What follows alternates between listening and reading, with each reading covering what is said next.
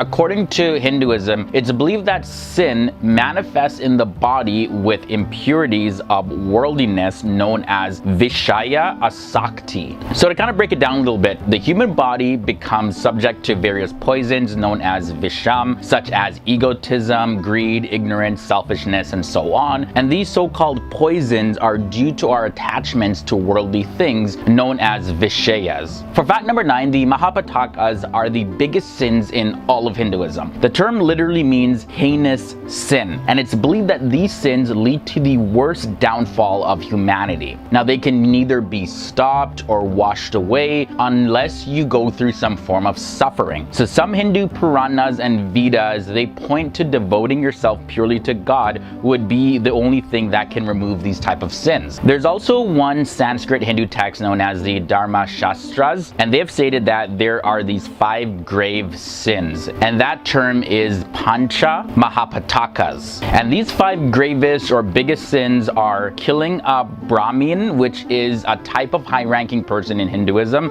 Some Brahmins serve as priests or even gurus. There's also the sin of stealing gold, the sin of drinking intoxicants, as well as having intimate relations with one of these high-ranking people's wives. And the 5th one is to associate with those who have committed these type of sins like I just mentioned, specifically associating with those who haven't corrected their ways and your association with them lasts for more than 1 year. But in other places though, other heinous sins according to Hinduism are as follows: drinking wine, killing an unborn child, killing a cow, or killing a woman, or killing oneself, which is known as suicide of course, and also criticizing somebody that's devoted to God. For fact number 7, the secondary sins are also known as the Upapatakas, and they come out of minor offenses that include not performing sacrifices properly on a regular basis, as well as displeasing a guru, and also selling harmful and intoxicating drinks, and disbelieving in God completely. Also, there's the sins of giving false witnesses and making false claims, as well as performing sacrifices for an unworthy person or unworthy cause, as well as engaging in intimate relations outside of marriage. These are seen as a bit lesser sins in Hinduism. Now, there is the Prakrna Patakas. Now, this is related to a type of minor sin in Hinduism. It can be committed intentionally or unintentionally out of ignorance or just straight up carelessness. But these sins though can be removed or washed away by performing sacrifices known as prayachita, or they can be removed by punishments and asking for forgiveness. Now, there are many minor sins in Hinduism, so much that I can't even fit them all in this episode, but some of them include selling your wife, marrying the younger son before marrying the elder son, as well as killing insects and other creatures and more. One fact I gotta share about the prophecies in Hinduism is that in the prophecies in Hinduism, there also exists the notion of an awaited one or avatar,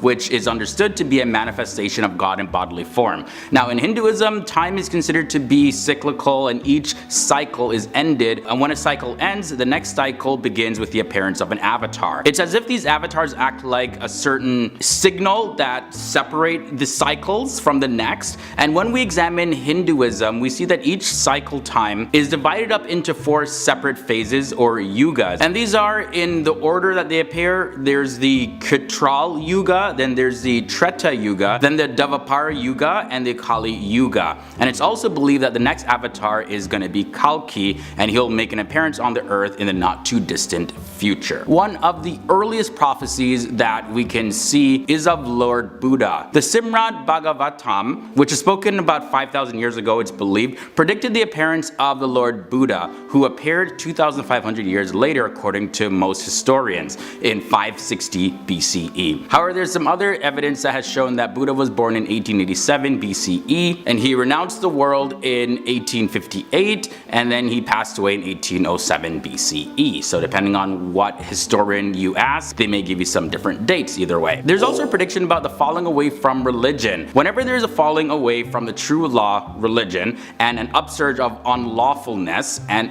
then I admit myself. I come into being age after age to protect the virtuous and to destroy evildoers, to establish a firm basis for the true law. And that's in the Bhagavad Gita, chapter 4, verses 7 to 8. At number 8, we have the prophecy of hypocritical saints. Those who present themselves as saints are constantly engaged in preaching false doctrines. Those who have apparently renounced the world are rich in worldly possessions and have become family men. And you can find that in the Srimad Bhagavata, BEF 300 CE. Number 7 brings us the prophecy of wildfires. And there's a passage that says, "And the path of the wind will be confused and agitated, and all around will be noise and uproar. And everywhere there will be conflagrations, and fires will blaze on all sides." And that's in the Mahabharata, and it's believed that was written about 3000 BCE. The birthplace of Buddha was also a prophecy. The Bhagavata says, "In the beginning of the age of Kali Yuga, the Supreme Being will appear in the province of Gaya as Lord Buddha, the son of Anjana, just for the purpose of deluding those who are always envious of the faithful believers." Similar verses are found in many other Puranas, and this is in reference to a time when the unqualified people used perverted forms of Vedic rituals as well as unnecessarily slaughter animals. Now, it said that the Buddha rejected the Vedic rites and he preached non-violence. And this verse shows that Lord Buddha was an incarnation of the Supreme Being who would appear in Gaya, which is a town in central India.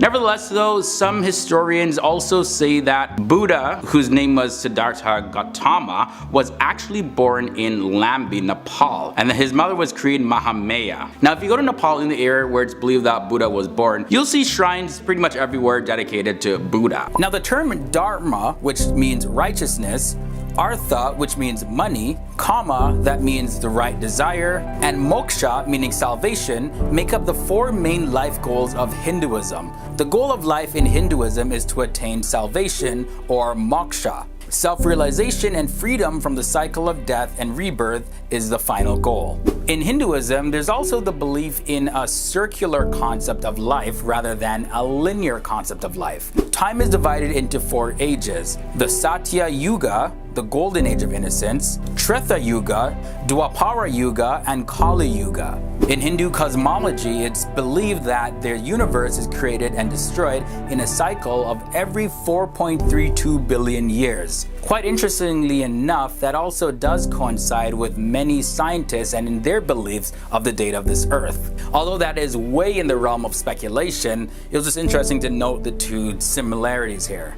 Okay, so let's move on to the major books of Hinduism. We have the Vedas, Ramayana, Bhagavad Gita, 18 Puranas, and the Mahabharata. Now, the Vedas are the central book in Hinduism. Lord Brahma is credited with the composition of the Vedas, which were passed down from the great sages to their disciples. There are 4 Vedas: the Rig Veda, Yajur Veda, Samaveda, and the Atharva Veda. The Mahabharata, one of the major religious texts in Hinduism, is also the longest epic poem in the world and is also described as the longest poem ever written. The longest version of the Mahabharata consists of over 10,000 shlokas, or 200,000 individual verse lines. About 1.8 million words in total, the Mahabharata is roughly 10 times the length of the Iliad and the Odyssey combined. Now, as you know, in our world today, gender equality is a huge topic. So let's talk a little bit about gender equality in Hinduism. Well, in terms of gender equality with their gods,